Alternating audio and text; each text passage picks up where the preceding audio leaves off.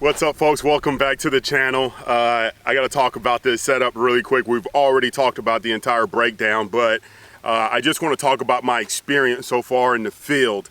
I seen the comments. You know, so many people are just second guessing the cartridge, and I totally understand that.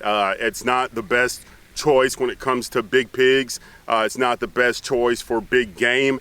But I can tell you guys right now, it definitely gets the job done.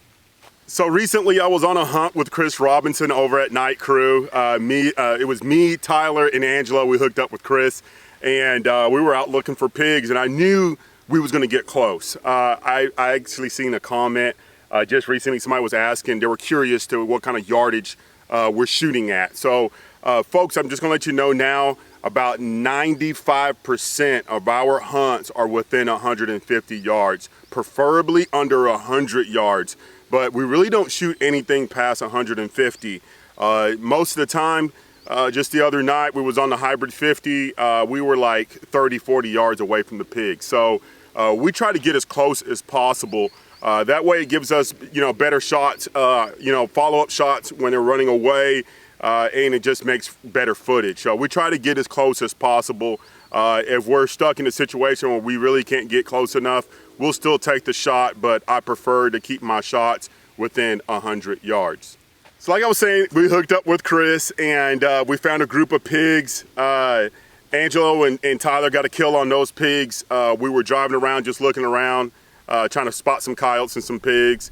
And we go across the highway to the owner owns two sides of the highway, and this area has just been it's just been a dud. There hasn't been really any activity in this pasture, and folks, it was tall. The weeds were ridiculous. I'm talking chest high, and we go driving in there, and Chris spots two coyotes jumping and running away from us in front of the truck. And he's like, "Amatine, there's two coyotes in front." Well, immediately I grabbed my rifle, opened the door, grabbed my tripod, and he says, "Actually, I think it's two pigs." And I'm looking with my dual RH-25s, and I'm looking around in that field, and all I see is deer, because the weeds were so high, I couldn't see anything lower than that, and I could see some deer a little bit higher up on the pasture there. Well, I just started pushing through the weeds, and everybody was kind of laughing at me afterwards because they know I don't like walking through that stuff, but whenever I got pigs on my mind, I just push forward. So I start pushing through these weeds, and I'm just kind of walking through it, and I'm talking chest deep, folks. I'm walking through it, and it only lasted for about 20 and 30 yards, and boom, the pigs was right there. There was two pigs. There was a boar for sure in front of me, and there was another pig kind of running off to the right. They heard the truck, but the bigger pig wasn't really spooked. And I'm just gonna let you guys know, looking through the dual RH-25s and also with the RS-75, I had no idea how big this pig was. So I see this pig, he's slowly creeping to the right. He knows something's not right, so I hurry up and get my rifle set up. I'm sitting there and I'm looking through, I flipped up my nods, I'm looking through the RS-75, and he's just covered in mud. If you look through the footage, or you look at the footage that I'm fixing to share, you can just see, my thermal's on black hot, and he's just covered in mud. And the only part that's really holding a lot of heat is just pretty much a stripe coming from the top of his head all the way down his spine. And when he stopped, I knew that was gonna be the only opportunity I was gonna have on this pig. So I shot him in the head, and he dropped right there. Yardage unknown. I didn't do yardage on that one, and I don't have a rangefinder set up on this. But immediately when I took that shot, I knew that I had another pig off to the right. So I panned over to the right. I already had a round racked in the rifle, took the shot, dropped him as well. And when we walked up, I couldn't believe how big the pig was. It was the biggest pig I've killed this year. I love this rifle. I'm telling you guys right now, it's not going anywhere. I'm gonna tell you right now, I'm gonna hunt with it a lot more. One thing that I absolutely love about it is that it's extremely accurate. We got the carbon 6 on here. This is a 20-inch barrel. The action is as smooth as it can be. Zero issues with feeding.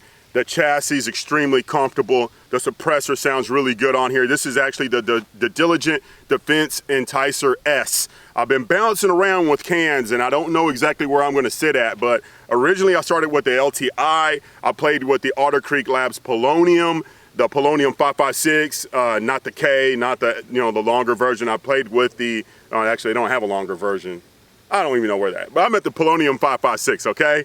And I also have the Dilligent Defense Enticer STI. And right now I'm kind of digging the S on this rifle, okay? Folks are curious about the ammunition, 62 grain controlled chaos. This is the leftover that I have from Grind Hard Ammunition.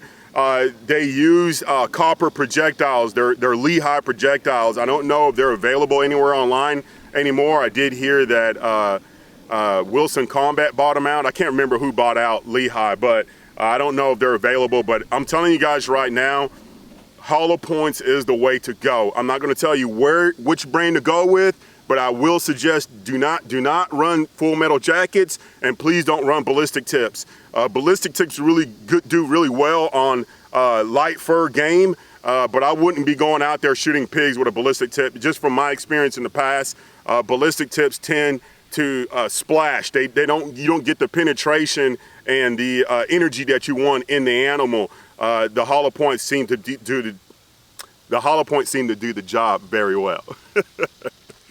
Another thing, I know some folks have been curious, why bolt action over AR? I'm not going to sit there and say that a bolt action is better than the AR and the AR is better than a bolt gun. This is just where I'm at right now in my life, okay? I don't know if it's a midlife crisis or what's going on, but I've always liked bolt guns. And I told everybody, I said, this year is going to be the year of the bolt gun.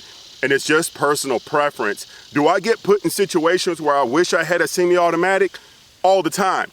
But I still find my way back to the bolt guns, and I just love them. They're extremely accurate. I don't have any headaches with them, and they're just a work of art. Anybody can put together an AR, and anybody can copy your AR, but it's really difficult for folks to copy your bolt guns. And if they do, more power to them. But it really is a work of art, and you can do your own. You can have your own little touch on these bolt actions. Another thing is weight. I absolutely love heavy guns.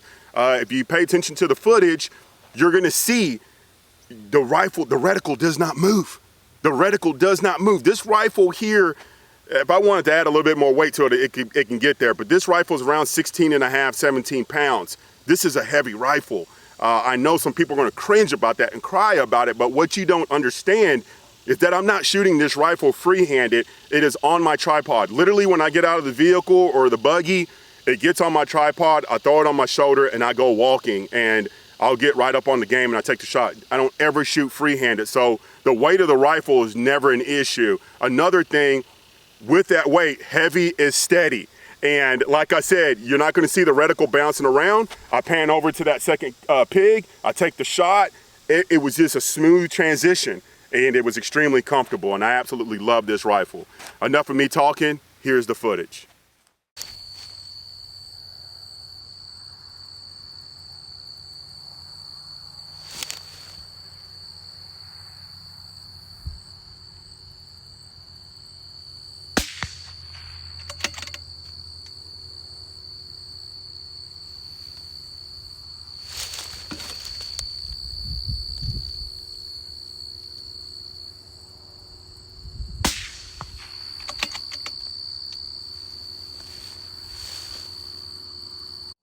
Folks, look at this damn pig.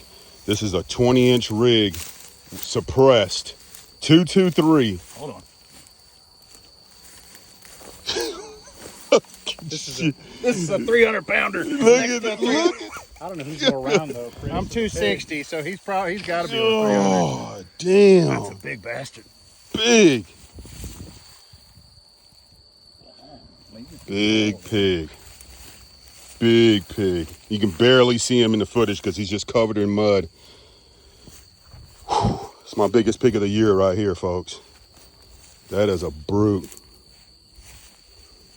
With the little old 223.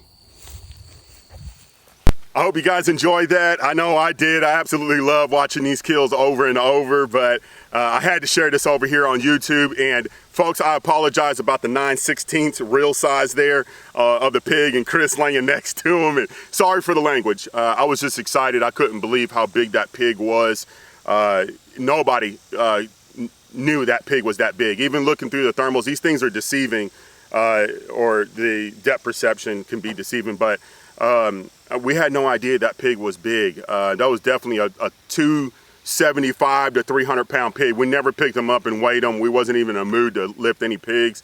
We just let him lay, but definitely a big pig. And what's crazy is just a week prior to that, I was with Chris, and I know for a fact we killed one that was about 275. So, and this pig was bigger. So I know that pig was tipping 300 pounds.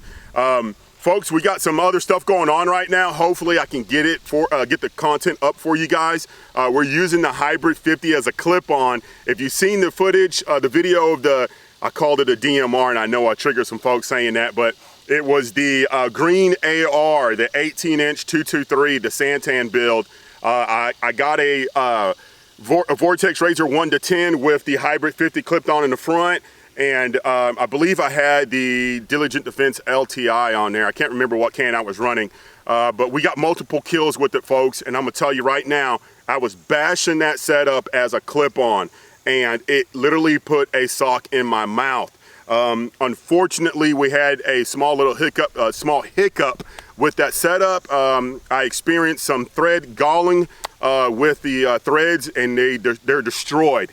It's always something, and I know some folks are thinking I'm doing this stuff intentionally, but it's just a way of life out here whenever you're shooting a lot of guns and things just happen. I don't know exactly how it happened. The only thing I can think of is that something was in the suppressor mount threads, because when I threaded it on, it thread on just fine, but halfway off is when it seized, and it's not looking good. But my buddy Austin over at ETX says that he can fix it. So the barrels off of that rig, unfortunately, that whole setup is just disassembled.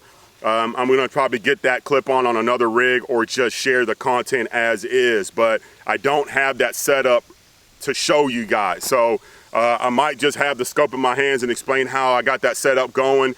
But I can tell you guys right now, it was an awesome experience. I don't want to drag this out. I'm going to start getting into a no man's land with that setup, but I promise you guys I'll get it done here probably this week and share that content with you guys. Again, thanks for everything, and I'll see you guys in the next video.